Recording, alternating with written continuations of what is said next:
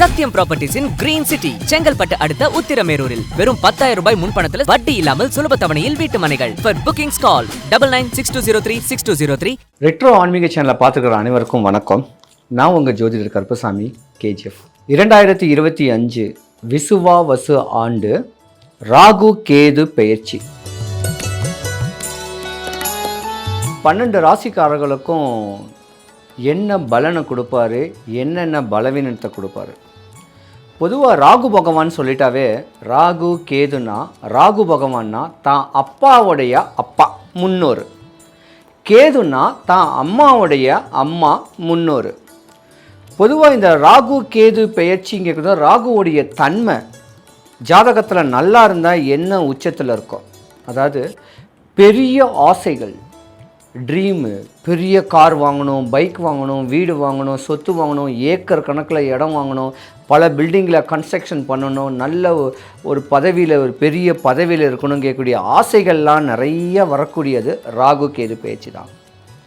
ஒரு ஜாதகன் ஆஸ்பர் ஜாதகன் என்ன, அதாவது இந்த ஜாதகனுடைய குணாதிசைகள் எப்படி இருக்கும், இந்த ராகு கேது பெயர்ச்சினால் அவனுடைய வாழ்க்கை தன்மை எதை பற்றி ட்ரீமாக இருக்கும் அப்படின்னு தெளிவு பண்ணுறது ராகு கேதுவை வச்சு பார்க்கலாம். சிம்ம ராசிக்கு 7வது வீட்டில் தான் ராகு பெயர்ச்சி, சிம்ம ராசிக்கு 2வது வீட்டில் தான் கேது பெயர்ச்சி.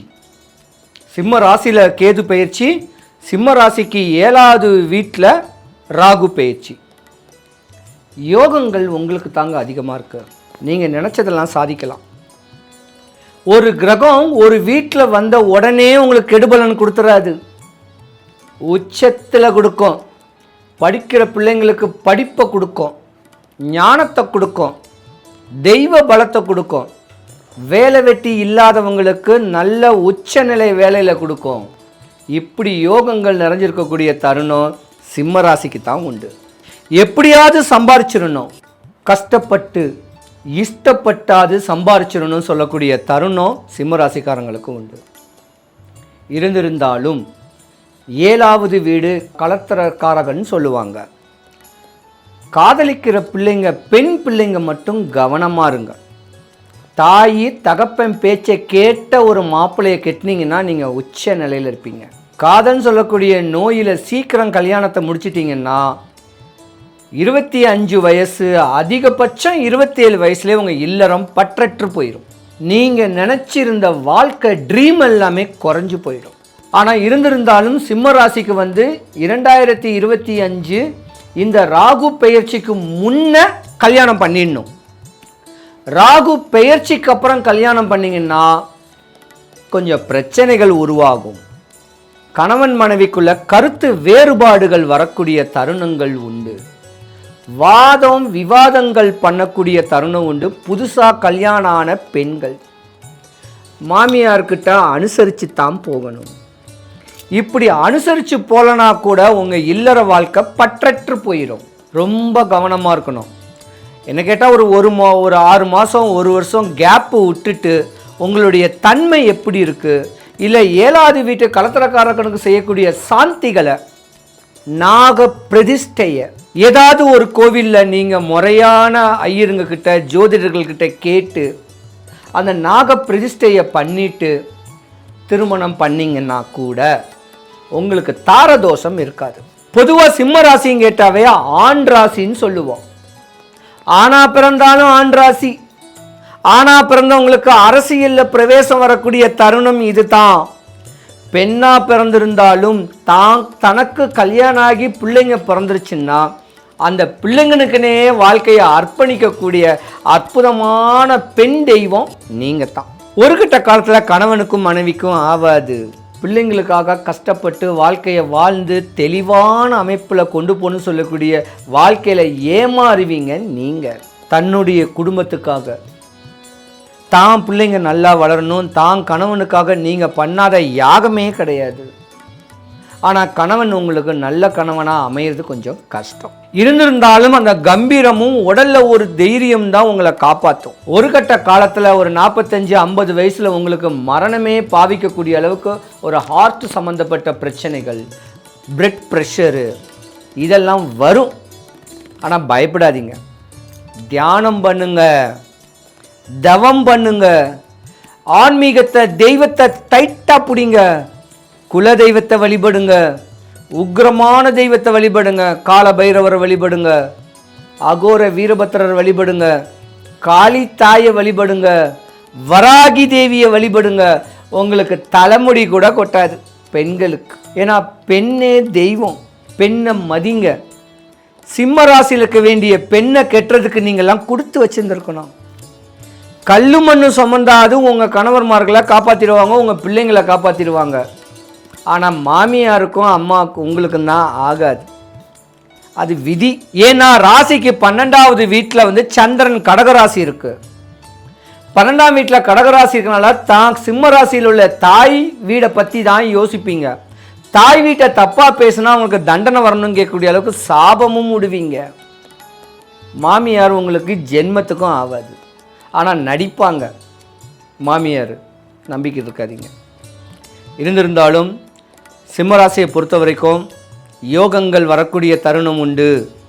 முன்னோர் மூத்தோர் சொத்துக்கள் வரக்கூடிய தருணம் உண்டு. பொன்னான நாளாக மண்ணான வருஷமாக இந்த 2025 உங்களுக்கு பிரதிபலிக்க போகுது. ஒரு பக்கம் அஷ்டமத்தில் சனி பகவான் வருதுங்கிட்டு பயப்படாதீங்க. ஆம்பளைங்களுக்கு தான் அஷ்டம சனி. ஆம்பளைங்க ஏதாவது மனைவிக்கு துரோகம் பண்ணியிருந்தாங்கன்னா, அடுத்தவன் சொத்து அடுத்தவன் மனைவியை அபகரிச்சிருந்தாங்கன்னா 2024க்கு முன்ன அவங்களுக்கு தான் இந்த வருஷம் ஆகாது. பழைய தூசி தட்டுவாங்க போலீஸ் ஸ்டேஷனில் திரும்ப தெரியுமில்ல, அந்த மாதிரி பழைய பிரச்சனைகள்லாம் உங்களுக்கு புதுசாக உருவாகி குடும்பத்தில் பிளவு ஏற்படக்கூடிய தருணம் உண்டு. பயப்படாதீங்க. சனி பகவானை வழிபடுங்க, ராகு பகவானை வழிபடுங்க. டைம் இருக்கிறவங்க குன்றத்தூரில் சேக்கிலார் வழிபட்ட ஸ்தலம் திருநாகேஸ்வரம், சென்னை வாசிகளுக்கு. அங்கே போய் 4 to 6 ராகு காலம் சண்டேயில் வழிபடுங்க.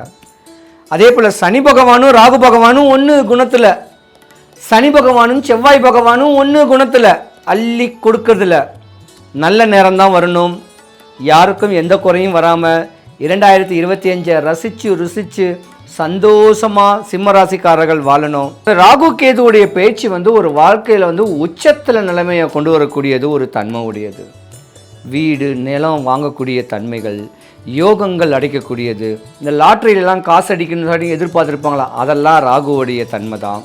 இப்படி யோகங்கள் தரக்கூடிய ராகுவுடைய தன்மை ஜாதகத்தில் உல்டாவாக போச்சுன்னா நீங்கள் ராகுன்னு சொல்லக்கூடிய காளி தேவியை வழிபடணும், இல்லைன்னா துர்கா மாதாவை வழிபடணும். வரக்கூடிய தேதிங்களில் ராகு காலத்தில் முக்கியமாக வெள்ளிக்கிழமை 10-12 ராகு காலம், ஞாயிற்றுக்கிழமை 4 to 6 ராகு காலம்லாம் உங்களுக்கு பலன் கொடுக்கும். ஜாதகத்தில் ராகு பகவான் கெட்டு போச்சுன்னா வீணான விரயத்தை கொடுக்கும். சனி பகவானுடைய குணாதிசைகள் அப்படியே ராகுக்கு இருக்கும். இன்பத்தையே அள்ளி கொடுக்கும், கடைசியில் தரட்டி கேட்டால் விட்டு கொடுத்துரும். பல பிரச்சனைகளை உள்ளடக்கி வீணான விவாதத்தில், வீணான வம்பு தும்பு வழக்கில் சந்திக்க வைக்கக்கூடியது ராகு தான். ஒரு மனுஷனுடைய ஒரு வீட்டுடைய பொருளை அபகரிக்கிறதும், ஒரு மனுஷனை கொலை களவு ஒரு குடும்பத்துக்கு செய்கிறதும் ராகு தான். புத்திசாலித்தனமாக தெளிவாக நடந்துக்கிட்டு போகணும். நான் சொல்லக்கூடிய இந்த சின்ன ஸ்லோகத்தை சொன்னீங்கன்னா ராகு கேதுவுடைய பெயர்ச்சி உங்கள் 12 ராசிக்காரர்களுக்கும் ஒரு தனிப்பட்ட ஒரு மேன்மை அடையக்கூடிய ஒரு தருணம் இருக்கும். அந்த மந்திரத்தை சொல்கிறேன். இன்பமே செய்யும் ராகு கேது பகவானே, அன்பால் நான் உன்னை அடிப்பணிவேன், என்பால் நான் அடைந்த துன்பங்கள் போய் இருள் அகற்றி தூய நலம் திகழ எனக்கு இன்றே தருவாய் அருள், ராகு கேது பகவானே போற்றின்னு டெய்லி ஒரு மந்திரம் சொல்லுங்க. உங்களுக்கு நல்லதையே செய்யக்கூடியவர் தன்மைதான் ராகு பகவான். ராகு பகவான் ஒரு ஜாதகத்தில் கெடுதல் கொடுத்தாலும் மற்ற 2 பெயர்ச்சியும் உங்கள் ஜாதகத்தில் யோகத்தை கொடுக்கும். 2025 12 ராசிக்காரங்களுக்கும் உச்ச நிலை, மேன்மை நிலை, அவங்கவுங்களுடைய ஆசைகள் தேவைகள் பூர்த்தியாகக்கூடிய தன்மை உடையக்கூடிய நேரம் 2025. தெளிவாக எம்பெருமான வழிபடுங்க. டைம் கிடச்சா வடபழனி முருகனை வழிபடுங்க. உங்கள் குறைகள் எல்லாம் போகும். சிவாய நம. ஒரு மனையோட விலை வெறும் 1,49,000 தான். சத்தியமாங்க, வெறும் 1,49,000 ரூபாய்க்கு வீட்டு மனைகள் கொடுக்குறாங்களா? செங்கல்பட்டு அடுத்த உத்திரமேரூர்ல நம்ம சத்தியம் ப்ராப்பர்ட்டிஸ் தவிர வேற எங்க உங்களுக்கு 1,49,000 ரூபாய்க்கு வீட்டு மனை கிடைக்கும்? சத்தியம் ப்ராப்பர்ட்டிஸ் இன் கிரீன் சிட்டி, செங்கல்பட்டு அடுத்த உத்திரமேரூரில். சென்னை சிட்டில வெறும் 1,49,000க்கு வீட்டு மனையா? கால் 9962036203.